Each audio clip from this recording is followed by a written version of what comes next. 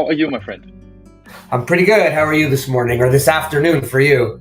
Yeah, I'm pretty good too. I wouldn't say that I had too many technical issues. I would say that I had timing issues because our friends from the UK, both of them came in an hour late. So that was a little stressful for me, to be honest. But otherwise, it's been really fun. Well, I will tell you, I woke up and had a bit of a panic attack when I looked at CET, and that was, you Central European time, not Central time in the North America.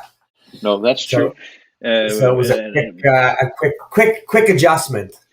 But you know, one thing that I can't help think about, you and I, I think we met each other the first time at the Crown Pub. Correct. Yeah. And the Crown Pub is from VPress and was, established just in the beginning of the COVID Corona crisis here. And I was just thinking that if you look back before the Corona, Warren, wasn't it, or is it just me, but wasn't it more like, we had the Americans and then we have the Europeans. And now during the pandemic, we have mixed, right? Oh, you know what? If you have to look at I'm looking at the pandemic in a couple good ways. I'm trying not to look at the aggravation, the grief, the anxiety, and all that other stuff. Right? Couple things that come to mind with the pandemic are this. Number one, as much as business sucked and all of that stuff in life, the bigger picture in life, we all came back to gathering with families and our immediate families. So I'm thinking of all the people that work days, nights, weekends, kids at school. All of a sudden for a year, everybody's having dinner together again, right? And getting to know one another. My own personal experience, Christmas, best time of my life. My son came back from school, hadn't seen him in 9 months because of the pandemic. Oh, really? We were locked in the house for 2.5 weeks. We cooked, we played guitar, we had some drinks, we talked. I know who my son is. My son knows who his father is. That's how I'm looking at the pandemic. And then on a business side, you said it correctly. I think our industry, because that's what we talk about, has always been divided by sectors, countries, regions, oceans, whatever you want to call it, space. And VPress has been, 16 months now, right? I have 30 new friends around the world. I'm interviewing people for my own show. I'm talking to everyone. The borders, I think when the internet came on and all the FaceTime, the borders dropped, or slowly disappeared, or call it what you want. But now there are no more borders. We've all become accustomed to this in communication. I will tell you, I've heard people say that they're Zoom tired. I don't buy that nonsense. I'm Zoom happy. I would rather be doing this and watching your pretty face talking than sitting on the phone and just hearing a voice. Oh yeah, I think it's brought people together. What I will tell you is bad, and you'll probably notice that my video's pretty good. I went out early on in this, and I invested in a camera to hook up as my webcam to make the experience better for both parties. Oh, right. Fantastic. Yeah. So the only problem my problem is just now that I am in a hotel in Hamburg with a shitty internet connection, but I'm pretty sure that you will be broadcasted in a good quality. So I recognize it also because I did a fast forward with you a couple of weeks, 7 weeks ago, which was really fun. Oh, it was. Actually, that was one of my best short 2-minute videos ever because I never just talk for 2 minutes. That's also, it was like cutting you from 20 minutes to 2 is quite a job, I can tell you. I tried to leave pauses in between. Well, the reason why I was mentioning about this geography and that part of the conversation is also because I think that you're from Canada, I'm from Denmark. We have both got friends now, virtual and real friends, of course. But the interesting thing about it is that some things in the industry and also outside the industry is very similar. We thrive for success. We not always get success. When we have failures, it's also sometimes a question about how to learn from these failures and how to get back on our feet. And I think that everything that we are going to talk about now is universal to some extent. But there's a lot of cultural experiences. I have also gone bankrupt, and when I got bankrupt, it was in Denmark. It's really it's really difficult from the authorities and from the banks and from every stakeholder because it seems as a shame. Where I think that Americans, they have a way more, North Americans have a way more like, okay, shit happens, let's get back on work, let's see, because you fail doesn't mean that you haven't learned anything. That means that you're probably Correct. more experienced now. Can you, before we talk about that particular, can you talk a little bit about who you are and your history, Warren? Who I am in the industry? Well, I'm me, Warren Werbitt. You could always check me out on my YouTube channel and LinkedIn. So basically, I've been in print for 27 years. I owned a company called Pizzazz that no longer exists. I built it from the ground up to upwards of 120 people, 18 million in revenue. I'd like to think that we were cutting edge all the time. We were leaders in putting in new digital equipment on the market. We had 40-inch offset presses. We put in a 56-inch UV press from KBA that was printing from 60-pound paper to 48-point substrate. We were doing large format. We were doing direct mail. We were GMI certified, FSC certified, Pantone certified in every division. Was there anything you weren't certified to? Sorry? Anything that you weren't certified for? Yeah, mentally. Okay, fantastic. Okay. We weren't ISO certified. We could talk about that another time. But really, my objective always, first of all, I love print like there's nobody else. And I know there's a lot of other lovers of print out there, but I like to think I'm You're number one. The biggest lover. No, I'm number one. Right. In 2008, for those that know, I put out a video called Printing's Alive. That video in 2008 on YouTube had 250,000 views. Was that the one where you were running around and screaming like hell? That's the one, running around and screaming. It's on my YouTube channel. But if I had those views extrapolated today, I'd be a young YouTuber who's very rich. Instead, what I got was 250,000 views, and a brand within the industry is not a print competitor, but as the video guy. Because what I did as a young fellow at the time is I just went on a rant screaming about print, the importance and how much I love it. And the truth is, printing has been a very old-fashioned, old man's industry, right? And what I think I did at the time was I gave us an avenue into the younger side of things by putting us in the social media. We didn't know what social media was then, right? People ask me today, what was I thinking? I tell them I had a vision. The truth is, I made that up. It's full of shit. I made a video and I got lucky, but I embraced it, right? And everywhere I went, I was the video guy, and I was asked to speak. And then my passion just grew with it. And I, in the video, I say I have ink in my veins. I think I do. Everywhere I go, I have like a sore neck because I see a print, a poster. I'm like looking, it's like a pretty woman, right? Just boom, boom, boom as a guy. And it's really just, I think it's everywhere. I've only had positive things to say about print, and I want to take down anybody who says negative things about print. Okay, so that's it.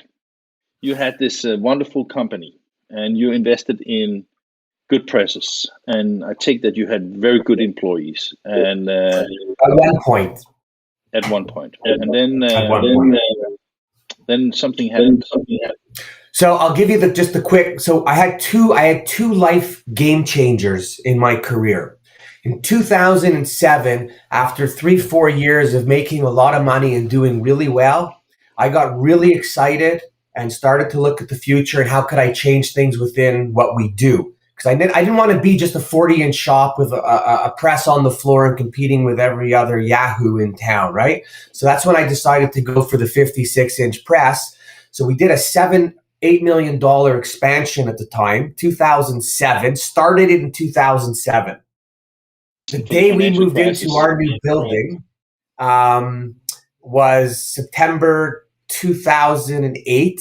And the day we moved in is the day I went to my front door of my house, opened up to get the newspaper, and the front page of the newspaper was Lehman Brothers went bust. And that was the beginning of 2008 and the whole demise of everybody, right? At 18 months later, I was forced to file for protection. And I was forced to file for protection because the business did not happen the way I had planned. Everything that we hoped to do didn't happen because of the recession. People weren't spending more money on new innovative ideas. They wanted to spend 25% less on what they had before. I got caught in the crunch. The only good thing was I was with Heidelberg, General Motors, and a few other companies. At that time, what did I do? I panicked. I freaked out. I lost my mind. The day I had the meeting with the bank, I went home and I got drunk. Alcohol is the only thing that will remove you from your grief. The only problem with that is you wake up in the morning and it's right back there with a headache. I quickly went into the office. I gathered all the people in the company to have a conversation because I wanted them to hear what was happening. We weren't going anywhere. I was there to fight, but I wanted them to know because our industry has a really bad reputation of rumors spreading faster than the speed of sound. Right? And I wanted to make sure that I got every single person inside. We had a discussion. I discussed what had to be done. I told people that we would have to cut salaries, that it was across the board. If anyone didn't want, I offered them to come talk to the company and decide who else was going to leave the company because I didn't want to let people go. I wanted to be a team and stick together. Spoke to every person, went around after to every person one-on-one to make sure they understood. Then this was the hard part. I made a decision that I was going to call all my suppliers before they got the letter. And I kid you not, I sat down with the phone and thank God it was a push button phone because my hand was doing this. I never would have got it in the dial, in the rotary, right? Basically, every conversation went like this. I'm calling to tell you what you're getting a letter. I'm calling to tell you that I'm sorry. I'm calling to tell you that I'm not going anywhere. I'm calling to tell you that I just spent and borrowed $7-8 million. And I had no idea that this recession was coming. Because of my place in the industry and my being straightforward and honest all the time, every single person I spoke to just about said, Warren, we are here to support you. We understand, we appreciate, and you are the first person ever to call us before we got the letter that you were filing for protection. And I always decided I wanted to be a little different, and you had to be there front. So we made it through. We made it through that. The industry itself beat me up pretty good because nobody likes it. The paper companies were the worst because they don't play with anyone. I've had printers call me up and say, if you can't get paper, call me, we'll order it for you and have it shipped to you. I was really blown away by some of the people in the industry who stood up to help me because I think they believed in me and what I stood for as a business person and as a person. So that was great, and we fought. Fast forward 10 years, 2019, and we were in a tough bind again. I'll tell you what happened within the company. First of all, I take full responsibility for everything that happened because I was the lead. Some I could control, some I couldn't. First, we had an amazing company with an amazing culture for the longest time, and I could have been prouder of the people. Then 2018, things started getting a little bit tougher. We had lost some big customers that we could talk about after on how you have to make sure your customer base is always spread out. We lost a couple customers. I was in over my head. I brought in I had a minority partner who had a lot of money. We brought in a president because I wanted to get back to some basics and not deal with all the riffraff and all the people. That didn't work out so well with that fellow. We lost some, as I mentioned, we lost some accounts that was hard to come back. The salespeople that I had were not farming enough and hunting. There was people in the company that I should have gotten rid of that I didn't. I didn't because I was afraid and had fears that I will tell everybody today, I'm here to help you get through them. You have to deal with your fears because they're not real. I had other people that I had spoken to who suggested that I do certain things, which I did not do. So at the end of the day, I was very late to react. Some things might have changed. Some things might have not changed. But at the end of the day, we had to file again. After a discussion with my partner and president, we had to file for protection. My surprise came when we filed, and I wasn't comfortable. I was scared to death because I believe the system allows for everybody to do it once. And here I was the second time. First time was not my fault. This time was my fault. I would have, and everyone remembered the first time. Like that's what I had a vision of, everyone talking about the first.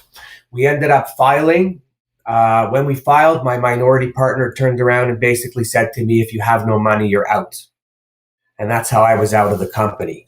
That part I'm okay with. He was a partner. He made a businessman. He made a decision. My only and my president, who basically screwed me by partnering and not telling me that he jumped ship. My only salvation came 5 months ago or longer when the president was fired and the company was closed by my former partner, which I'm not happy. I did help people find some jobs, by the way, because I do care for people. But I was kind of happy in a sense that, you know what, guys, everybody blame me. Everybody the same was there except me, and you couldn't make a go of it. The reality is we have a tough business, and you need to know what you're doing, and you need to rely. I think we have to sometimes turn to rely on some people that know what it is, and we can't always do it on our own. But I got caught in a vortex of just my own head. So, right? I understand your story. I still have some echo with you, but I hope that doesn't influence too much. I don't hear echo. Okay, perfect. So my question is, do you want the gentle ones or the hard ones? Oh, you could hit them all. It doesn't matter. I'm numb, so it's okay. When you had to file protection for the first time, right? Mm-hmm. The financial crisis and the Lehman Brothers crash was the reason, right? It was the overall reason, right? Because what happened was customers, everyone at that time stopped buying. I know, I understand that, but I'm just trying to. The reason I'm asking if it's for the hard one is basically, every time I do something wrong, I always try to look for excuses, and I always try. No, but yeah. No, but the reason why I'm doing this is because one of the things that I find that could be really interesting with this session is that, okay, how do we learn and move forward, right?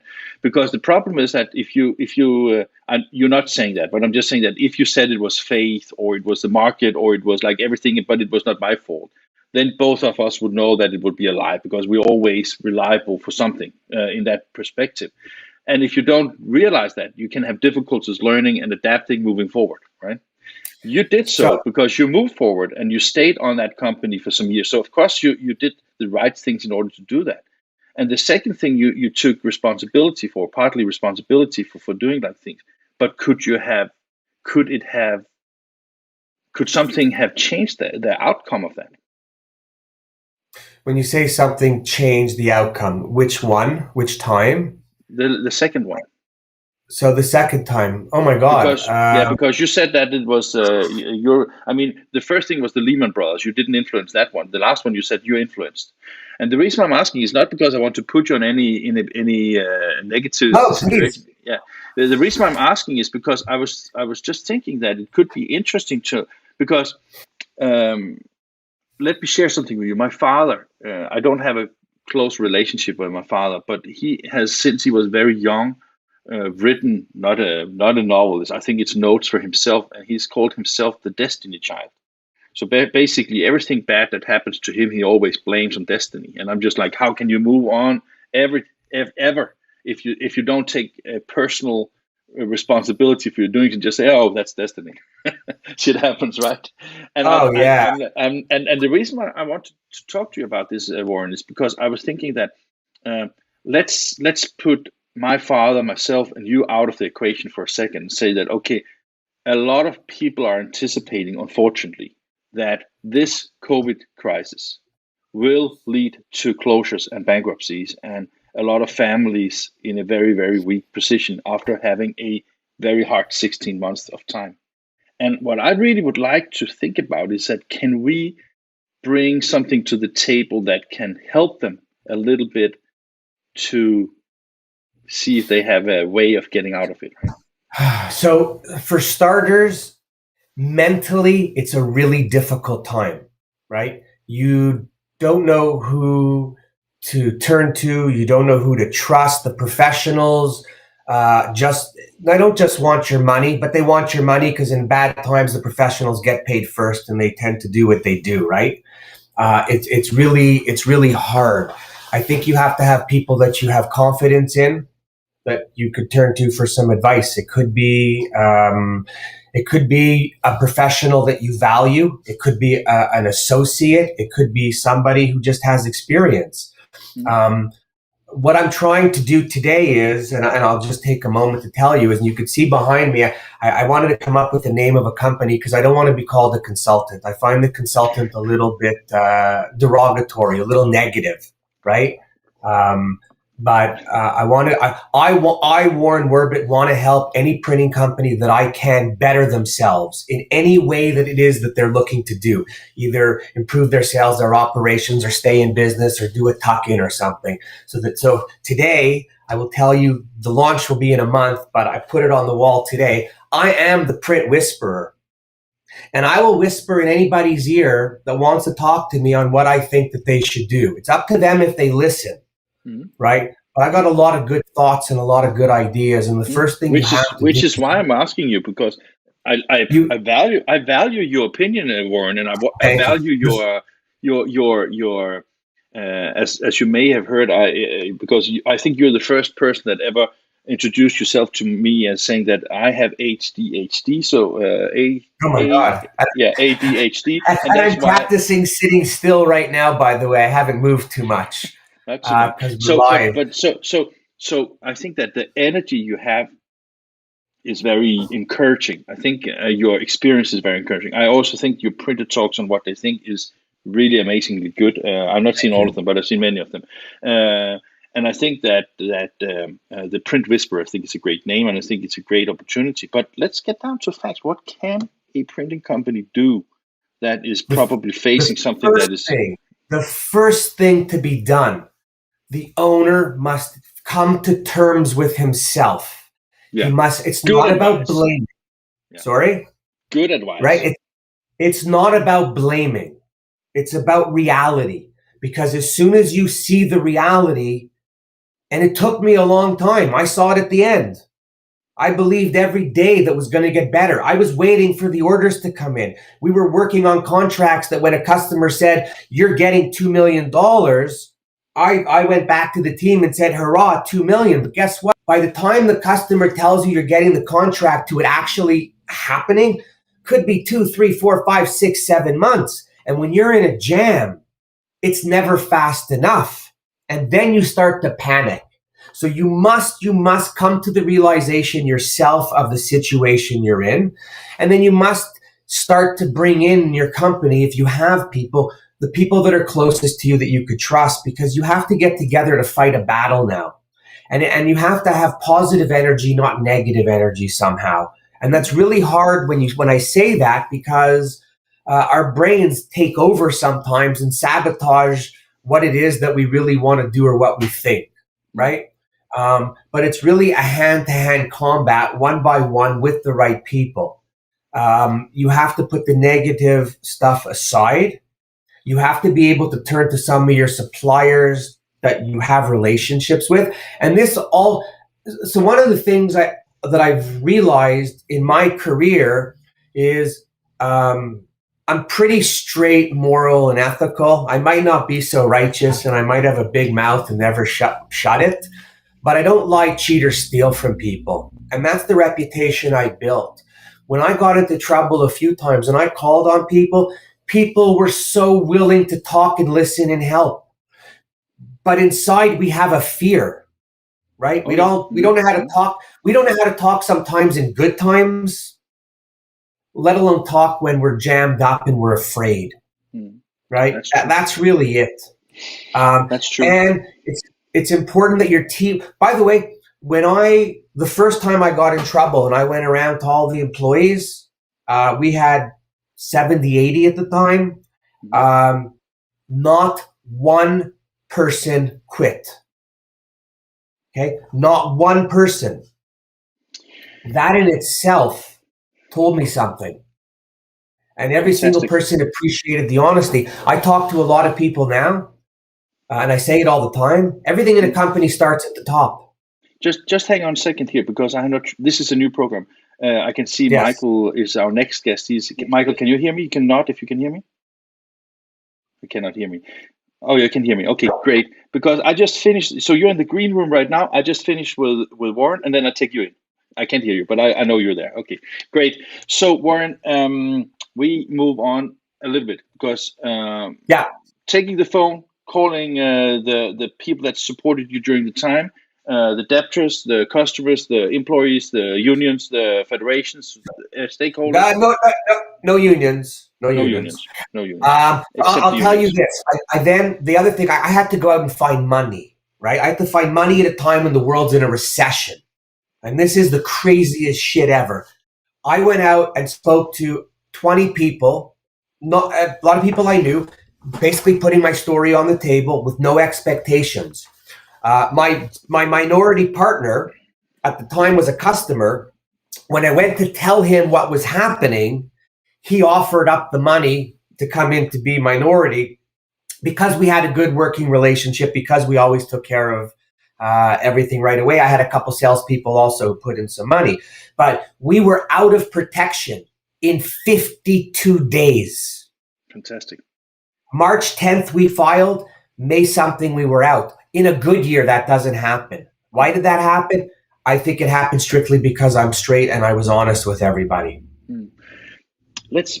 We have only like a few minutes left here, so go ahead. I get everything you say. I like it a lot. And when you do print whisper, and you should maybe you should do like a video channel also giving these advices, because I think that a lot of people are, the bigger the company, the more difficult it is, or the easier it is maybe to have advisors that are professional. But the smaller your company is, maybe the more difficult it is to talk to anybody about it, right? So let's say that now we have talked to people, we have to move on, and we have everything is, I wouldn't say settled, but we got to the next stage in that process. On a more personal level, because the risk of lending money from friends and customers, right, and the risk of doing this is that even though that you have been dead open about things, you may end up in a situation where you also lose that kind of money, right? And that is something that I think people have realized and also seen in the past. So would you ask your mom for money? Depends how much money she had. Okay, so yeah, you know what?